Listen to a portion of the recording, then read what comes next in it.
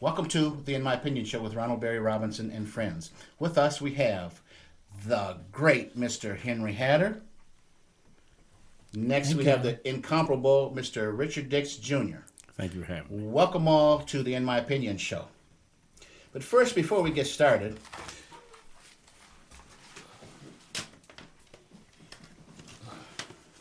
among my more important duties as the host of the nationally broadcast television program, the In My Opinion show, is that of congratulating you for your support, dedication, and professionalism that has contributed to the show's success. This goes out to Mr. Henry Hatter. Thank you. Thank you, Ron. I'm sure the audience will love that. I hope so. I hope so. And hopefully you will cherish that and put that on your mantle at home. Thank you. And we appreciate your work. I appreciate you and the audience. Stay tuned, Mr. Dix.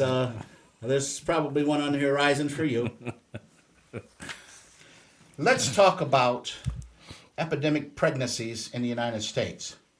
Just saying no is not working. Abstinence is not working. Religion to prevent teenage pregnancies, sexual activity is not working. Keeping your dress down and your panties up is not working. Keeping your zippers closed is not working. What do you think would work to prevent teenage pregnancies?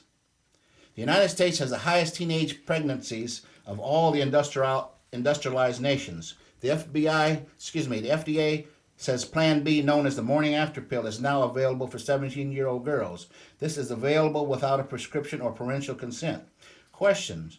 Do you think the FDA is right in their decision to allow Plan B to prevent pregnancies? What about the absence of parental notification or consent?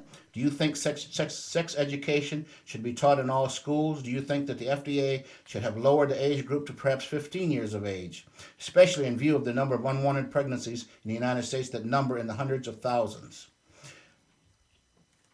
Henry, what is your thoughts on this Plan B? I'd like to yield to Mr. Dix first and see where he is. He's a police officer here. Okay. So he gets a chance to get close to these issues. Well, I'm actually retired from the police department, but as it relates to pregnancies, it's very important that we understand that, one, we need to look at the statistics. I think we may have a figure, but it could be less, it could be more. But here's what the solutions that I believe is necessary. One, we need a comprehensive education program for all schools, and that's something that rises to the level of public policy. When we establish a comprehensive sex education program for our students, we can then effectively begin to educate, inform, and train them on many of the problems that we're having, for example, disease, and more importantly, more about themselves and teaching them how to appreciate their body. Right now, there's this fight to avoid or ignore the idea that this is occurring. And perhaps that's an agenda of some to increase a population of people so that individuals can fill the positions at McDonald's or Burger King, and even in our armed forces, because for whatever reason. But the real substance is educating our children. Otherwise, we're going to reach these proportions of pregnancies. We're going to witness more individuals having children because they feel their body changing and they're becoming familiar. Not to mention when we see these programs on TV, as well as these videos, that really creates this kind of notion that it's okay. We could move to the sale of alcohol that uses sex in every scheme to promote its advertising. And as a consequence, our young kids are growing up faster in terms of their body, but their minds are not. And so I think a comprehensive educational a sex education program would be necessary. Do you think that the school system, all school systems, at least I think so, should address sex education? Because obviously a lot of these teenagers aren't getting the information that they need at home. You think maybe across the board, would that do any? Absolutely, but we must be careful because I wouldn't want to have something as comprehensive as pregnancy being taught to kindergartens. That would be ridiculous. I think that we need to teach our young children about their body early, and exclusively about parts of their body. Becoming more familiar in each grade, and there should be levels of education that's being taught, and taught in patterns, perhaps.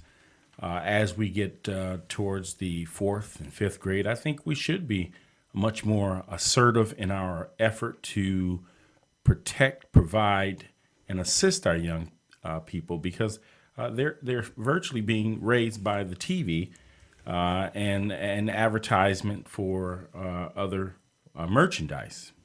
I think, in my personal opinion, this is my personal opinion, is that sex education should be taught, you know what I mean, in kindergarten. I have a 7-year-old that, she just blows my mind sometimes with some of the things that she says. Okay? And with two parents working, the TVs are raising our children, and they're seeing all kinds of things on TV. So, in my opinion, I think sex education should be taught. You know what I mean, from kindergarten through through high school and beyond. Mr. Hatter, what is your thoughts? Well, I do like the discussion going here, but I think that we need to remember that in each of the 550 school districts that we have here in Michigan, sex education is being taught. But then there are some real problems that you run into, Ron and Mr. Dix, when you try to teach sex education. The education domain is still local controlled. And people don't always have the same degree of interest and enthusiasm about controlling the habits of their children. Some think that the law is intrusive when they try. Others believe that it's morally wrong, that you should probably do the abstinence. So there's a tremendous amount of variation in how people think about it. But I think what we have to do, assuming that we have all of these variations throughout the 555 school districts in the state, that we have to look at those districts, take a look at the statistical data and disaggregate that data, and by age, race, and gender, and look at the classical cases where it's working. I think that we have to, when you disaggregate the numbers, you will find that some districts may have only 10 pregnancies in their school district per year. There may be others with 100. But what you want to do is to try to create success from those who are being successful, because a lot is known about how to teach sex education. But and then I think that the other part of that is that parents and our whole society is a promiscuous society. Like you said, Mr. Dix, on TV, it's okay to have people perform sex on TV, or to give the illusion of performing sex on TV. And kids will emulate that behavior. And so kids are getting a variety of information out there, some conflicting. So how is it that a 13-year-old is going to know what direction to take if there's no moral ground or no other kind of grounds to frame their behavior? At one time, when we grew up, there was something to frame our behavior. We didn't have the pregnancies per capita that we have then that we have now. At least they weren't talked about. Well, I don't know. I know very few pregnancies. Just in my own influence, my brother was one. So I mean, but I knew about that one, but I didn't know a lot of them that people were as promiscuous as they were. Right. And these were, if you want to disaggregate them by race, this was by blacks. I can't say much about what happened in other cultural groups, but I do know those that where I can put my arms around the data. Well, here's a major concern is that we have now marketing that is targeted young kids, and there's specific media outlets that promotes bisexual or transgender or in fact homosexuality through cartoons, and have expressed and talked about through maybe Major Dad or Teletubbies or through some other form of communication, and young kids are actually picking up on this type of communication, and the promotion is that it exists already. There is a comprehensive educational form being delivered through our media outlets, and while we're debating the issue, while we're discussing it, while we're proposing some type of study, our kids are actually receiving this information. And while you speak of, Mr. Harder, you went to local control. I believe that's necessary. However, there is very few individuals, and let's say in Flint, that's involved truly in our education. Just look at the vote. Today is May 5th, and Tuesday we'll see what the vote count is. But the important part is that individuals are not involved unless it specifically deals with their child. And once they are notified, the system says, hey, you don't have to be notified. If you go to one of the local health care facilities and your child is contracted some type of genital disease or some disease, they do not have to tell the parent. In fact, they do not even have to report it. They'll have another worker take that child to get perhaps an abortion, perhaps get medication to fix the problem. But I mean, this system has really taken the parental limits off, and they've taken control. So we have to be more aware, and we have to be active, and we need a comprehensive sex education to move this forward. May I just say this? Now, you've already compared and contrasted other countries, right? No. You say that the United States is the worst of exactly, all the okay, big ones, yes. okay? I'm going to guess something, but I don't know this to be true. That where we have low incident of sexual activity that leads to a pregnancy, okay? I'm going to guess Japan. I'm going to guess China. I'm going to guess Norway. I'm going to guess Denmark, Sweden, Singapore. Now, why would I guess those? Because their kids perform so much better than our kids in the world. And that's statistic. Well, that's we're because number of their 16. educational system. Yeah, but they don't get involved with pregnancies either. I mean, pregnancies are down in those communities. You can't do both. Oh, of course you Yeah. can. Well, I'm talking about pregnancies. Those kind of incidents are not available to us. We know that those kids do well. They perform well academically around the world. United States is 16th in the world. And I assume that there's a correlation between kids who do well and reduced pregnancies. I don't know that. I have not done a case study, but I'm trying to make that case. Okay. And we've got a basis to begin our study here. Why don't we just take a look at the data and come back and discuss this again? Okay. Now we got something that we know that we have some proof by evidence that whatever they do, it's got to be working. Well, with the syphilis rate in Flint, Michigan, it couldn't be working. No, I'm talking about the other places that Oh, where you have okay. these low incidence of pregnancies and stuff like that. Okay. But I think it's a great, and your audience probably would like to know as well, because I would like to know. Well, I think the sexually transmitted diseases are is running rampant all over the country. Absolutely. You see, you see all kinds of signs and informational things coming across TV and the news, in the in the newspapers, in the radio, and so forth. And the thing about it, you have to ask yourself, every damn time you turn around on the radio, they're talking about that damn Viagra and extends, and and you got the lady smiling, and the guy saying, oh, this is just great for for my sex life.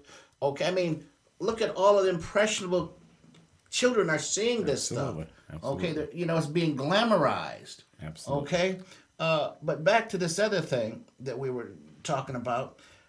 Me personally, I think, and just to hitch off of what you were saying, Mr. Hatter, is that the school districts, all right, each one of them has their own way of doing things. I think it ought to be legislated, through the state, so that all these schools are on the same page. Okay, kind of like No Child Left Behind in a way. All right, only let's put money into this. Okay, that's my personal opinion. Well, I like that. I like that approach. I do think you got something there, and You I got to do take think, that local control away. well, people are not ready to do that. You take that away, it's like taking away their guns. So, or taking away their rights to Well, in a speak way, out. the guns should be taken away. I think it's a matter of public policy, and I believe the Obama administration could have that power to implement that with this transition in our economy, and using the Department of Education heads. I think we could probably manage that without that particular undercut by the local. We don't want to undercut our locals, but certainly the federal dollars can be implemented or included in that part of the mandated training. But My see, last comment. we've all already undercut the local educational systems with no child left behind. Yeah, You but know what I mean? that's really have effectively, if you can say, eliminated. It's somewhat not being used. It may be running out. Let me put it that way, because we know that this president is going to make some changes to that, and I think we all agree that the No Child Left Behind truly did leave kids behind, including the use of some effective techniques in reducing pregnancy and diseases, and so that we don't have epidemic proportions. But overall, it is an era that has now passed, and I'm certainly looking forward to the new policies and implementations of our Department of Education head. That's my last comment. Yes. No, respectfully, No Child Left Behind, it will not go anywhere. It's too far immersed into the education system, and people like it now. And but what it's going to be is to be strengthened. And it was designed basically in the first, and nobody ever talks about it. It was designed to bring African Americans, Native Americans, Hispanic Americans, kids that are 200% below poverty, and those who are English proficient up to level with where white kids were achieving on the proficiency level. It's a great goal, great, and that is likely to continue. I think that people want to do that. But I do think that with respect to public policy, I think that Japan has a public policy with respect to pregnancies. Sure. I think that China has one. I don't know about the other countries. But whatever it does, whatever they do, we need to investigate and find out what they do and then share that with our audience. Exactly. To respond to any of this information, please go to flinttalk.com or go to the In My Opinion show, rbr@aol.com, or In My Opinion, rbr@att.net.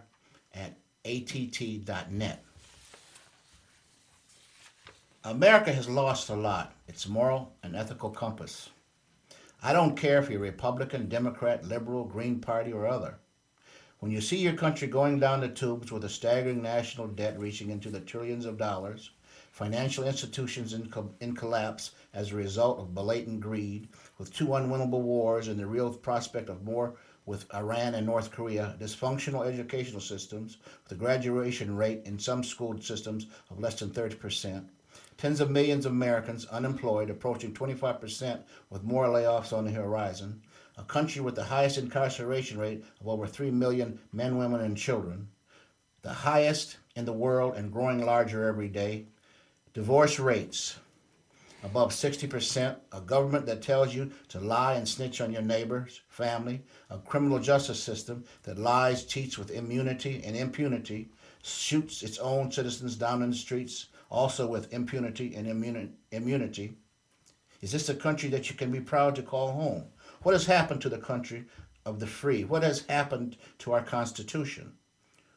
Where is the outrage? Where are all the Martin Luther Kings, the Ron Dellums, the Malcolm X's? What has happened to this nation's moral compass? Henry, what is your thoughts? Well, I don't see it quite as bad as all of that. I think that we've improved a lot, and particularly the minority communities have come a long ways. We're not shot in the street at random. If you think it's bad now, you go back and read your history.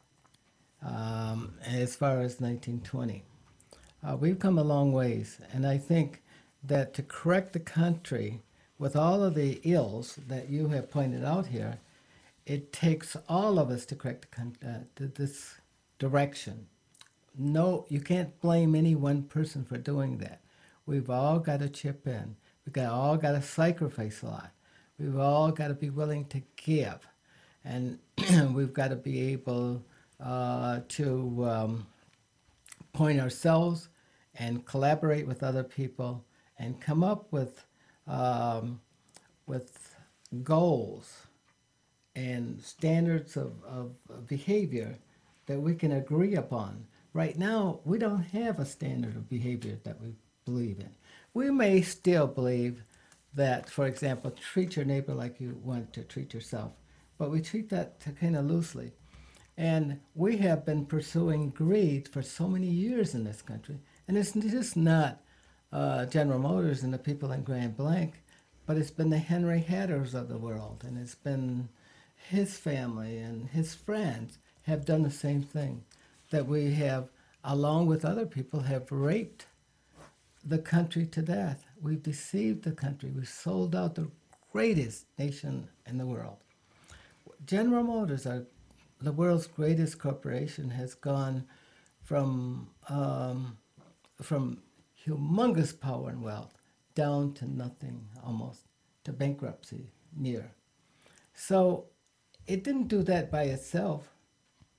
It took people to do that. Lots of people with lots of different attitudes, and a lot of that has to do with how we treat each other and what we expect from each other and how we will move today with a resolve on how we correct this country.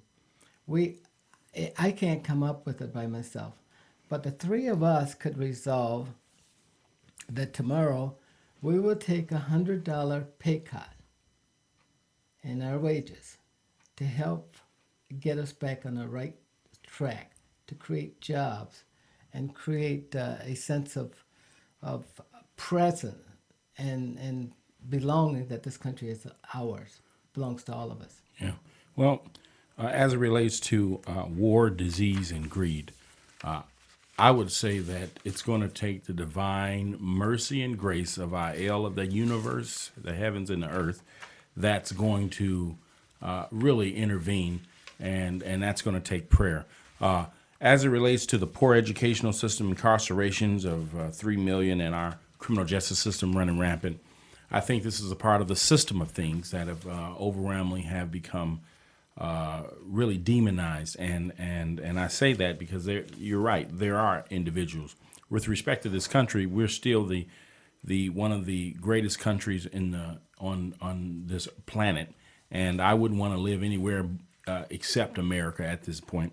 And and I don't know any place else. So I love America, but I will say this, that when we talk about the incarceration rates, it has certainly been one-sided with one community or a particular group of people, mainly blacks in America, that have been punished severely.